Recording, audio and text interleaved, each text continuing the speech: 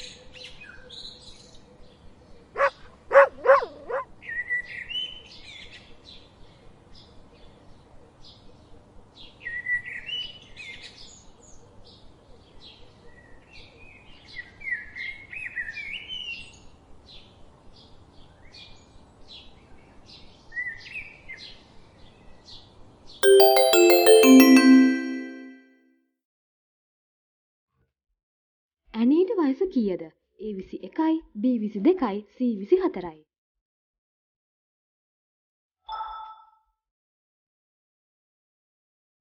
ඇනීගේ නිවස ආසන්නයේ තිබූ ගස්වල නිල් පාට කුරුල්ලන් කීයක් සිටියාද? A 5යි, B 4යි, C 3යි.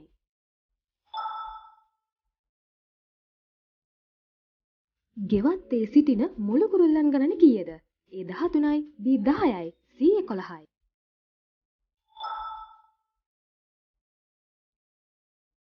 ඇනීගේ නිවස පිහිටා ඇති මාවත කුමක්ද?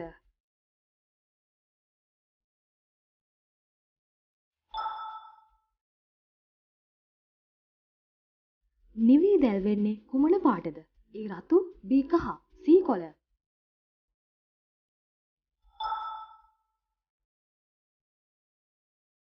ඇනීගේ සුනකයාගේ පාට කුමක්ද? A දුමුරු හා කළු, B කළු සහ සුදු, C සුදු සහ දුඹුරු.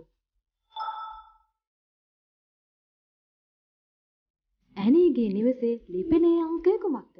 A 456න් A, B 458න් A, C 453න් A. ඇනීගේ සුනකයා බලා සිටින්නේ කුමක් දෙසද? A පූසා, B ලේනා, C වඳුරා.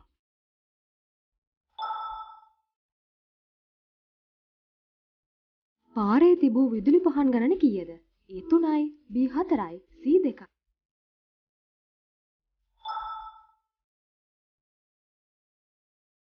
මෙහි දක්න නොලැබුණේ පහත් සඳහන් දේවල් වලින් කුමක්ද? A හැරමිටියක්, B කඳු, C ලිඳක්.